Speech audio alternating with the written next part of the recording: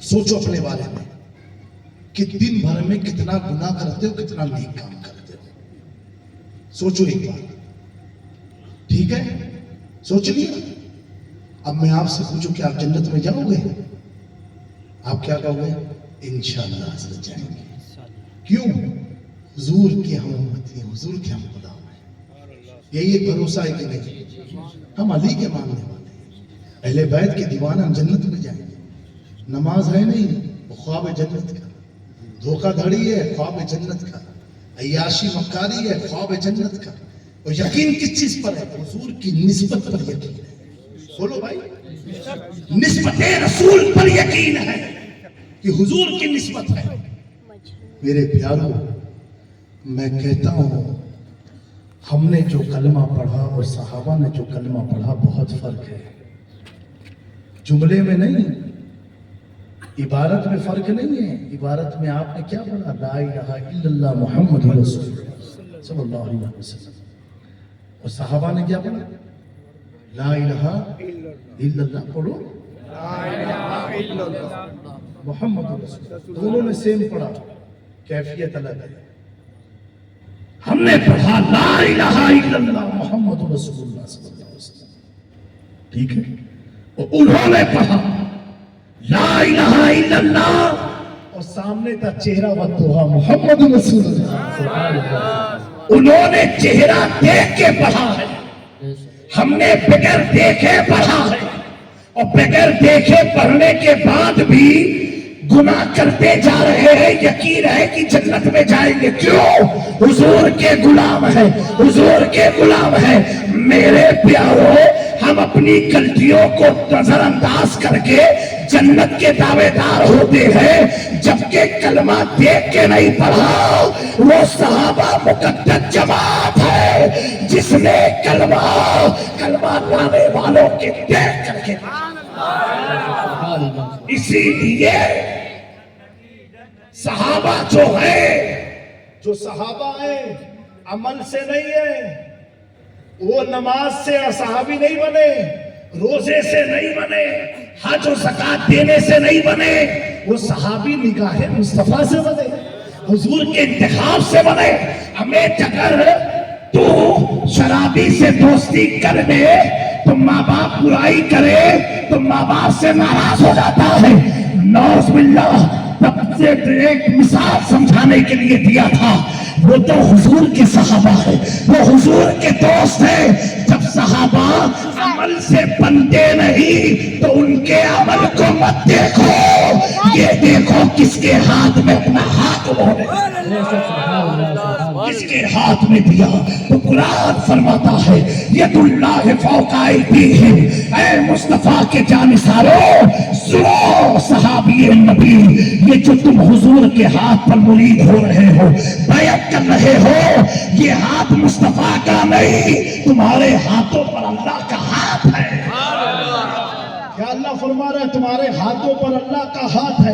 اب جس کے ہاتھ پر اللہ کا ہاتھ ہو وہ جہنم میں جائے گا، جس کے ہاتھ پر اللہ کا ہاتھ ہو وہ گمراہ ہو جائے گا، جس کے ہاتھ پر اللہ کا ہاتھ ہو وہ فاسق ہو جائے گا.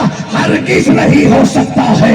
تبھی تم میرے امام نے مسلک کا عقیدہ دیا، اہل سنت کا ہے بیڑا پار. اصحاب حضور نار اور نجم ہے ادھرت رسول اللہ. میرے پیاروں، رحمت کا نزول ہوتا ہے. ایک بار حضور پاک صلی اللہ تعالیٰ علیہ وسلم ایک جنازے کی نماز پڑھانے گئے اور پڑھا کر کے ماں عائشہ صدیقہ پریشان، تاخیر ہو گئی، ابھی تک آئے نہیں. حضور کا کردار تو دیکھو. آج کی تاریخ میں شوہر لیٹ آئے تو بیوی کو ٹینشن نہیں ہوتا، تو دعا ہی مانگتی 5 منٹ اور لیٹ آؤ، کلکلاہٹ وقت چیز رہ جائے گی اللہ ماشاءاللہ. لیکن حضور کی تربیت دیکھو، حضور کی تعلیم دیکھو، حضور کا کردار دیکھو. سنی مسلمانوں، ایک بات میں کہوں گا، مرنے سے پہلے قرآن تو پڑھو، اس کے ساتھ ساتھ ایک بار سیرت نبی پڑھ لو. اپنے نبی جس کا کلمہ ہم نے آپ نے پڑھا ہے نا، اس نبی کی سیرت کو ایک بار پڑھ لو. غوث اعظم کی محفل ہے نا، غوث اعظم کی سیرت ایک بار پڑھ لو. اتنا آسان کام نہیں ہے غوث بننا. 17 سال جس نے جنگل کی پتیاں کھائیں اور روئی کی تکیہ نہیں، پتھروں کو سر کی تکیہ بنایا، وہ اعلان کرتا ہے میں عبد القادر جیلانی غوث اعظم ہوں. کتنا سال؟ 17 سال. آج تو 40 دن کا حج اللہ معاف فرمائے مسلمانوں کا بھاری ہونے لگا ہے. گھر کی یاد آتی ہے. 17 سال جنگل میں تھے. حضور غوث پاک فرماتے اتنی شدت کی تکلیف ہوتی تھی میں زمین پر چت لیٹ جاتا تھا سینے کے بل، اور پھر یہ آیت پڑھتا تھا فَإِنَّ مَعَ الْعُسْرِ يُسْرًا إِنَّ مَعَ الْعُسْرِ يُسْرًا. یہ پڑھتا تھا ہر تکلیف کے بعد آسانی ہے، ہر تکلیف کے بعد آسانی ہے. تو اللہ کی جانب سے مجھے ایک طاقت سے مل جایا کرتی تھی. میرے دوستو، جس غریب نواز کے ہاتھ پر بھارت میں 90 لاکھ لوگوں نے رشد و ہدایت کو طے کیا، وہ خواجہ غریب نواز تقریباً 60 سال. کتنے سال؟ یہ 24 کو برا لگتا نا کیوں غریب نواز کا نام لیتے ہو؟ سناؤ، بتاؤ کون مبلغ اس کائنات میں ایسا ہے کہ 60 ایئرز 60 سال خواجہ غریب نواز نے اپنی پیٹھ زمین پر نہیں لگائی. کتنے سال؟ 60 سال. سوئے نہیں. کسی عاشق نے پوچھا حضور کبھی لیٹ تو لو، اس دھرتی پر پیٹھ تو لگا دو. خواجہ غریب نواز فرماتے ہیں یہ جو بھی دنیا کی مختصر زندگی ہے اس کے بعد تو زمین میں لیٹنا ہی لیٹنا ہے. ہم دنیا میں لیٹنے نہیں، خدا کی عبادت کرنے کے لیے آئے. ہے کوئی؟ مخدوم اشرف جہانگیر سمنانی نے 12 سال اپنے پیر کی خدمت کیا، اپنی سلطنت کو چھوڑا. آج کوئی مکان نہیں چھوڑنے کو تیار ہے. ایک علاقے میں گیا، کہا حضرت دعا کر دو. ہم نے کہا کیا دعا کر دیں؟ کہا میرے بھائی کی زمین ہے، ہم دونوں ابا کا انتقال ہوا، اب زمین کا بٹوارا ہوا تو بھائی نے میری زیادہ زمین لے لیا جبکہ آدھے کا حق بنتا ہے. تو ہم نے کہا دعا کیا کرنی ہے؟ کہا یا دعا کرو اس کا دماغ ٹھیک ہو جائے یا تو دنیا ہی سے اڑ جائے. بتاؤ، یہ گاوڑے کا حال ہے. ہم نے کہا بھیا ایسے تو ہم یہ سب کو دعا نہیں کرتے کہ اٹھ جائے. میرے پیارو یہ حال ہے ہمارے سماج کا. کیوں؟ ہم نے نہ قرآن پڑھا، نہ حدیث پڑھا، نہ دنیا کی تعلیم کیا. ایک جگہ جانا ہوا، علماء کرام کہا حضرت تعویذ ایک بنا دو. میں نے کہا کائی کی تعویذ بنا دے؟ مرغی انڈا دے دینا. اللہ. اب بتاؤ گجرات سے تم حضرت کو بلائے اور 1000 روپیہ خرچ کر کے اور اس کے لیے بلائے کہ مرغی انڈا دے. مسلمانوں یعنی ہمیں مانگنے کا بھی طریقہ نہیں معلوم. یہ کہو کوئی بھی پیر آئے، عالم آئے، حضرت میرے لیے دعا کر دو کہ اللہ ایمان پر خاتمہ عطا فرمائے. آمین. یہ دعا کراؤ کہ ایمان پر موت آئے. اگر یہ دعا تیرے حق میں قبول ہو گئی تو مرغی انڈا بھی دے گی، بکری دودھ بھی دے گی، بھائی تیرا حق بھی ادا کر دے گی. بے شک. لیکن میرے پیاروں ہم دنیا کی رنگت کے پیچھے اس طرح دیوانے ہو گئے. اللہ ہم نے نعرے لگائے، ان کی سیرت کو نہیں پڑھا، ان کی زندگی کو نہیں پڑھا، ان کے معاملات کو نہیں پڑھا. صرف غریب نواز کے بیٹے ناراض ہو گئے. ایک عورت بچے کو گود میں لائی اور بچے نے پیشاب کر دیا. ناراض ہو گئے کہ بیٹا بچی تجھے معلوم نہیں کہ کس کی بارگاہ میں آئی.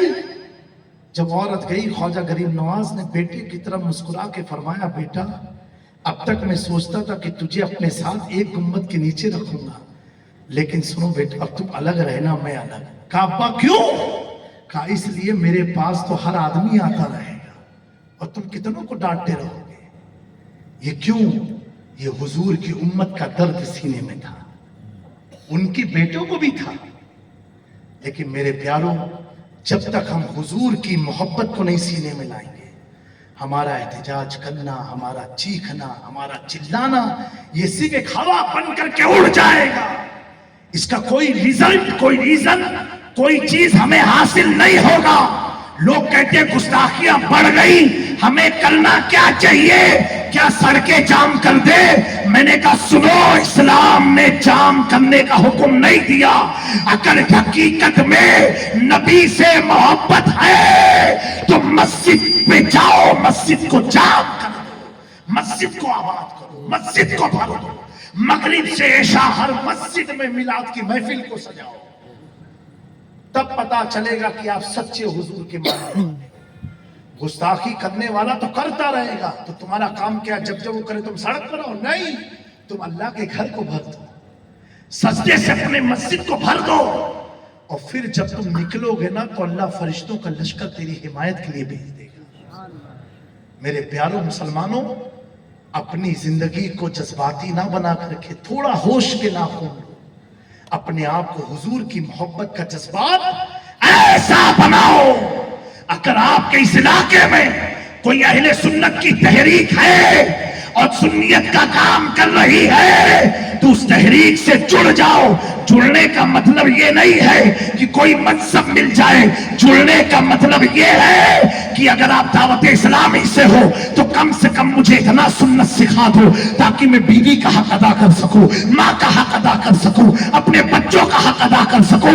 جب دنیا سے جاؤ تو عبداللہ عبد الرحمان کے ساتھ ساتھ سچا غلام رسول بنتا ہوں. سبحان اللہ، سبحان اللہ. اگر آپ کو سچا مسلمان بننا ہے تو اپنے علاقے کی ایسی تحریک سے جڑو، چاہے وہ شیخ الاسلام ٹرسٹ کے ذریعے آپ ہو، اس سے جڑو یہ سوچ کر کے کہ ہمیں کیا، ہمیں یہ اس تحریک سے یہ ملے گا، ہمیں آل رسول کی قربت مل جائے گی، ان کی صحبت مل جائے گی، ان کی برکت سے اللہ ہماری زندگی کو آسان فرما دے گا. آج حال تو یہ ہے، اگر علاقے میں 4 مسجد ہے تو 4 علاقے والے 4 امام سے اتفاق نہیں کرتے، امام سے ناراض بیٹھے ہیں اور نماز انہیں کے پیچھے پڑھ رہے ہیں. اتنی منافقت ہمارے سینے میں گھسی تو کیسے گھسی؟ یہ صرف اس لیے کہ ہم نام کے مسلمان رہ گئے. ہر 2 محلے میں فلاں محلے والا میرے مسجد کے امام سے بہت اچھی تقریر کرتے ہیں، لیکن اس محلے والا اپنے امام کی نہیں تعریف کر سکتا ہے. تکلیف ہوتی ہے. میرے دوستو، ایسے ہم اللہ اور اس کے رسول کا کام نہیں کر سکتے. اگر برا ہے تو ان کے منہ پر ادب کے ساتھ برا کہو، پیٹھ پیچھے برا کہتے رہو گے تمہاری ایک وقت کی نماز قبول نہیں ہوگی. بے شک. آج ہمارا نوجوان معاشرہ بٹ کوائنز میں مبتلا ہو گیا. پتہ نہیں آئی یہ بدعت آئی کہ نہیں آئی. سورت کا ایک آدمی ہے، ماننے والا ہے، تقریباً 20 سے 25 کروڑ روپے کا لاس کر دیا. گھر بک گیا، مرسیڈیز گاڑی بک گئی. میرے دوستو، حضور نے فرمایا ایسی تجارت ہرگز مت کرنا جس کا دنیا میں کوئی وجود نہ ہو. میرے پیاروں، اپنے مال کو ایسے ضائع مت کرو. اگر یہ مسجد کے لیے مانگا جائے تو 100 روپے کا بھی حساب لوگے کمیٹی والوں سے، اور ایسے لاکھوں روپیہ آپ اڑا دیتے پھر کیا کہتے ہیں اللہ بہت بڑا ہے انشاءاللہ پھر آ جائے گا. تو مسجد کے لیے بھی تو یہی جملہ بولنا کہ اللہ بہت بڑا ہے پھر آ جائے گا. بے شک. اے میری قوم کے لوگوں، ایسے ہم آگے نہیں بڑھنے والے. بہت ہم نے سو لیا سونا جنگل، رات اندھیری چھائی بدلی کالی ہے، سونے والے جاگتے رہیو چوروں کی رکھوالی. بے شک، بے شک. ہمارا بزرگوں کا نام لینا اس وقت کارگر ہوگا. آج حال کیا ہے کہ ہماری مسجدوں پر لوگوں کے قبضے ہو رہے ہیں، ہمارے گھروں پر ہو رہے ہیں. حال کیا ہے، ہمارے بچے تبدیل ہو جا رہے ہیں. سعودی جا رہے ہیں تو دعا سے پلٹ کر کے آ رہے ہیں تو اپنا ایمان کھو کر کے آ رہے ہیں. کیوں؟ اللہ نے قرآن فرمایا یا ایھا الذین آمنوا لا تلھکم اموالکم واولادکم. اے ایمان والو، کہیں تمہاری اولاد تمہارا مال تمہیں ہلاکت میں نہ ڈال دے. اگر ماں باپ نے اپنے بچوں کی صحیح پرورش نہ کی اور وہ ماں باپ دنیا سے چلے گئے، جب بیٹا بیٹی گناہ کرتے رہیں گے ماں باپ کو قبر میں عذاب ملتا ہے. اللہ. میرے پیاروں، ہم نے تو اپنے بچوں کو یہ بھی نہیں سکھایا کہ بیٹا اگر میری موت ہو جائے تو نماز جنازہ ایسے پڑھنا. جی. ہم نے یہ بھی نہیں سکھایا. ایک بات میں عرض کروں، میں حج کرنے گیا 2022 میں یا 23 میں. وہاں سے جب ہم احرام وغیرہ جو لے کر کے آئے، یہ خالی آپ لوگ کو اللہ کی طرف سے یہ انعام ہوتا ہے.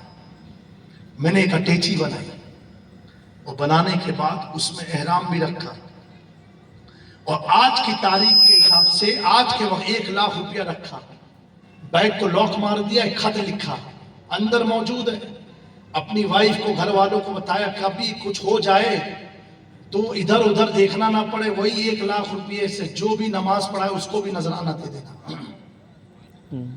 اور یہی کپڑا مجھے پہنا دینا۔ آج ہماری قوم کا یہ حال ہے، میت ہوتی ہے فون لگاتے، امام صاحب وہ نہانے وہ نہلانے والا نہیں آیا ابھی تک، اب امام صاحب وہ غسل والا نہیں آیا ابھی تک، اے بیٹا وہ پنکج بھائی کون سے لے لے کفن کے کپڑے، کس میل کا ناپاک کپڑے میں ڈالا اور اپنے ابا اماں کو چھوڑ دیا۔ مسلمانوں کیا تم اسی کے لیے دنیا میں آئے تھے؟ یہ ہماری سماج کا حال ہو گیا ہے۔ کم سے کم اپنی زندگی میں ایک دن سب کو مرنا ہے، سب کو اسی زمین کے نیچے جانا ہے۔ آپ کو اپنے کل کی تو تیاری ہے کہ کل یہ کپڑا پہننا ہے، پرسوں یہ پہننا ہے، شادی میں یہ پہننا ہے، منگنی میں یہ پہننا ہے، عرس میں یہ پہننا ہے، محفل میں یہ پہننا ہے۔ اے مسلمانوں، کل کہاں مسلمان کا ہوتا ہے؟ تجھے کیا پتا قضا آج آ جائے؟ کیا تو نے قبر کی تیاری کی کہ نہیں کی؟ حافظ ملت نے فرمایا زمین پر کام زمین کے نیچے آرام، بے شک بے شک، جیسا کام ویسا آرام۔ میں نے دیکھا ہے علماء کرام جی اینڈ وقت پر نوجوان لڑکے پھاپے مارتے، کتنے فٹ کا کفن چاہیے، کیا چاہیے۔ میرے دوستو، اب جب معلوم ہے ایک دن سفر کرنا ہے تو تیاری اس کی ایڈوانس میں کر کے رکھو، اس سے اللہ کا تقوی نصیب ہوگا۔ آج آپ کہتے ہو حضرت نماز کا من نہیں ہوتا، تو خود اتنی غلاظت لے کے بیٹھا ہے، کہاں سے نماز کے لیے جا پائے گا؟ ایک فارمولہ دیتا ہوں میرے نوجوانوں، برا مت ماننا، اس موبائل نے تو ہمارے سماج کو بدتر کر دیا، ختم کر دیا۔ آج آپ خود دل سے محاسبہ کرو، سوچو، ماں باپ پریشان ہے کہ اگر نوجوان لڑکا بہت آلسی ہو گیا، کام دھندے پر دھیان نہیں دیتا، جب وہ لڑکا رات بھر موبائل چلائے گا۔ ابھی آپ کے سنترام پور میں جب داخل ہوا، ایک ہوٹلے پر دیکھا 8-10 چھوٹے لڑکے، میرے خیال سے 12 سال کے، سب موبائل لے کر کے گیم کھیل لیتے یا کیا کر رہے تھے۔ جی جی، یہ ہماری قوم کا حال ہے۔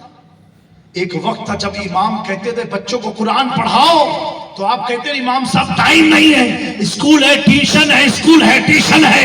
میں پوچھتا ہوں آج تمہارے بچوں کے پاس اتنا ٹائم کیسے آیا کہ گھر کے ہوٹلے پر بیٹھ کر کے موبائل چلا؟ اتنا برا وقت آ گیا، یہ سوچا بھی نہیں تھا اس قوم کے سامنے اتنے برے وقت آئیں گے۔ اور سنو، میں الحمدللہ فلسطین بھی گیا 2022 میں، کبھی اللہ آپ کو بھی تقدیر میں لکھ دے آپ بھی جاؤ اس ملک میں۔ میرے مسلمانوں دعا مانگو، یا اللہ اس وقت تک موت نہ آئے جب تک بیت المقدس میں ہم سجدہ نہ کر لیں۔ جاؤ، وہاں دیکھا جو یہودی نے ہم سب کے ہاتھوں میں موبائل تھمایا ہے، جن یہودیوں نے اپنی آنکھ کی دیکھی ہوئی بات کہہ رہا ہوں، گوگل میں جا کے اسرائیل کو سرچ کرنا، وہاں میں نے دیکھا کہ یہودی لوگ بس میں بھی کتاب پڑھتے نظر آتے ہیں، سڑک پر چل رہے تو کتاب ہاتھ میں ان کے، موبائل ہے ہی نہیں۔ انہوں نے ہم سب کو اپنے کام پر لگا دیا اور وہ اپنے دین کے کام میں مضبوطی سے کھڑے ہوئے۔ آج یہی وجہ ہے اتنی نااتفاقیہ ہماری سماج میں انہوں نے بو دیا ہے۔ اگر ایک چیز کے خاتمے کے لیے نکلو تو 10 ہمارے ہی قوم کے لوگ ہمارے خاتمے کے لیے تیار ہو جاتے ہیں۔ بے شک، بالکل۔ اگر امام رشوت کے خلاف تقریر کر دے، شراب کے خلاف تقریر کر دے، جھوٹ کے خلاف تقریر کر دے، تو آپ ٹارگیٹ بنا لیتے ہو کہ امام کی کوئی غلطی نکلے تو کل ہم اس کے سبق سکھائیں گے۔ میرے پیاروں، ایسے قوم کی کشتی کنارے نہیں لگنے والی ہے۔ اے میرے ملت کے نوجوانوں، ہمارا رب بہت کریم ہے، بہت مہربان ہے۔ وہ تو ایسا ہے کہ جیسے آج آپ نے ابھی نیت کی کہ اللہ میں فجر کی نماز پڑھ کے سوؤں گا، ابھی پڑھی بھی نہیں، اللہ ثواب دینا شروع کر دیا۔ بے شک، سبحان اللہ۔ اتنا مہربان و رحیم ہے۔ اور اگر آپ نے نیت کی نعوذ باللہ کہ میں جوا کھیلنے جاؤں گا، अभी जब तक खेलोगे नहीं गुनाह नहीं मिलने वाला। जी बेशक। और नेकी सोचो तो नेकियां का मीटर शुरू हो जाता है। वाह सुभान अल्लाह। क्यों? वो तो चाहता है कि मेरे बंदू आओ, मेरे पास आओ। अगर मैं कहार और जब्बार हूं तो मैं रहमान और रहीम भी हूं। बेशक बेशक। मैं 70 माओ से ज्यादा अपने बंदों से मोहब्बत करने वाला हूं। तुम इधर उधर मत भागो, इधर उधर मत रो। आज हाल क्या हुआ है कि हमारी समाज के लोग दरवाजे पर जाकर के रोते हैं, अपनी दास्तान इधर उधर सुनाते हैं, रोते हैं, चीखते हैं। हाल क्या हुआ? उसके रोने का मजाक उड़ाया गया, महल्ले वालों ने मजाक उड़ाया, रिश्तेदारों ने मजाक उड़ाया। इसको तो रोने की आदत पड़ गई, रोने की आदत पड़ गई। अरे प्यारो, वहां क्यों रोते हो जहां तेरे आंसू की कद्र और कीमत ना हो? अगर रोना है तो चला जा मस्जिद में, एक किनारे बैठ, 2 रकात इस्तिग़फ़ार की नमाज पढ़, अल्लाह के सामने रो। मेरे आका ने फरमाया, जब बंदे मोमिन खुदा के तकवे के लिए आंखों से एक कतरा आंसू गिराता है, अल्लाह उसकी जिंदगी के सारे गुनाहों को धो दिया। वाह बेशक सुभान अल्लाह। बहुत खूब मेरे माशाअल्लाह। प्यारो, हम तो इधर उधर रोने में फंस गए हैं। जी बिल्कुल। आज हमारी बच्चियां डिप्रेशन की शिकार हैं। क्यों? लड़का, माँ बाप सोचते हैं कि मेरी बेटी किसी से बात ना करे, मेरी बेटी का किरदार अच्छा हो। मेरे प्यारो, हुजूर पाक सल्लल्लाहु अलैहि वसल्लम ने फरमाया, अगर तुमने जिंदगी में किसी से जिना किया है, ये बदला तुम्हारी बेटी के साथ लिया जाएगा। अल्लाह। ए मेरी कौम के नौजवानों, ये बदला लिया जाएगा। और मुस्तफा करीम अपनी मर्जी से नहीं कहते, वही कहते जो अल्लाह बुलवाता है। बेशक। आज आप देखो कितनी तेजी से दुनिया का सिस्टम बदल रहा है। माँ बाप अपनी बच्चियों को नेकी की दावत देने में हिचकते हैं कि कैसे बोलूं कि बेटा ये कर, कहीं पलट के मेरे को जवाब ना दे दे। वो बच्ची की कमी नहीं है, वो औरत की कमी नहीं है, वो तो पाक साफ होकर के, उसका जहन पाक था, अल्लाह ने उसे पैदा किया। उसने बचपन से जैसा तुम्हारा व्यवहार देखा वो चीज उसने अपना लिया। जी। अगर बचपन से उसने देखा होता कि माँ बाप तो अल्लाह की खशियत में रोया करते हैं, नमाज कभी छोड़ते नहीं है, अल्लाह से डर रखते हैं, तो आपकी बच्ची भी बगैर आपके बताए हुए खौफ खुदा में मुब्तला हो जाती है। बेशक।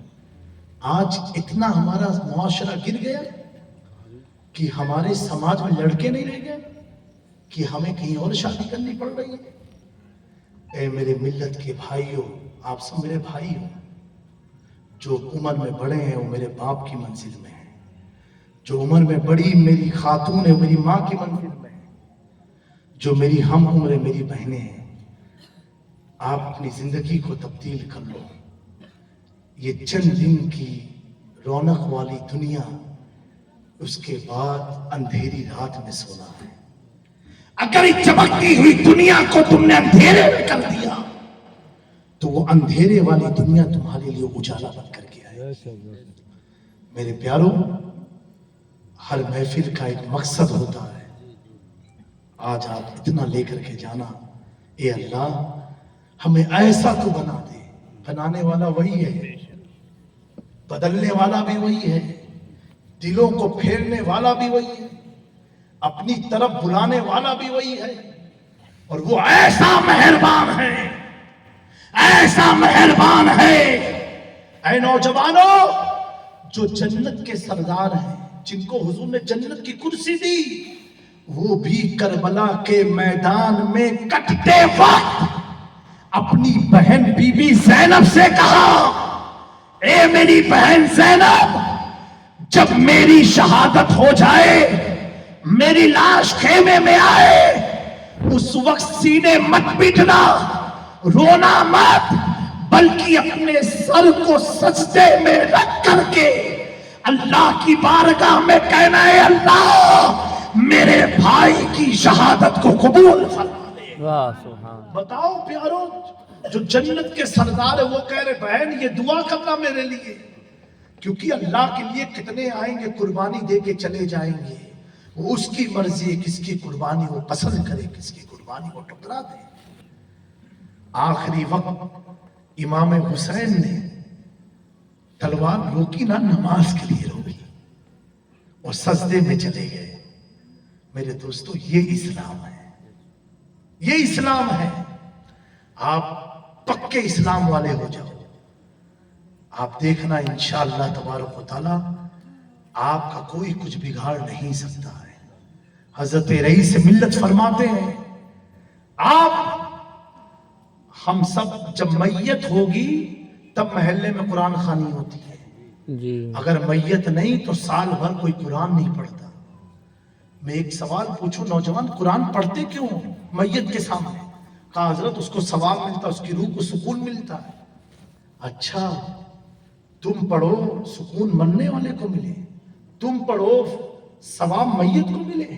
ہاں حضرت۔ میں نے کہا نادان، کچھ تو بیدار ہو، کتنا غفلت کی زندگی میں سوتا رہے گا؟ جب تیرے پڑھنے سے اس مردے کو اتنا فائدہ مل سکتا ہے تو تو زندگی میں پڑھ لیتا، کتنا فائدہ تجھے ملا۔ آئے ہے یہ آپ کہتے ہو پڑھ رہے ہو، آپ فائدہ اسے مل رہا ہے، تو آپ اپنے فائدے کے لیے قرآن کیوں نہیں اٹھایا؟ آپ تو اپنے فائدے کے لیے چکر لگاتے رہے کہ کوئی پیر صاحب مل جائے، کوئی بابا مل جائے جو کر دے تو میری زندگی چمک جی جائے۔ جی جی یہ آسان نہیں ہے۔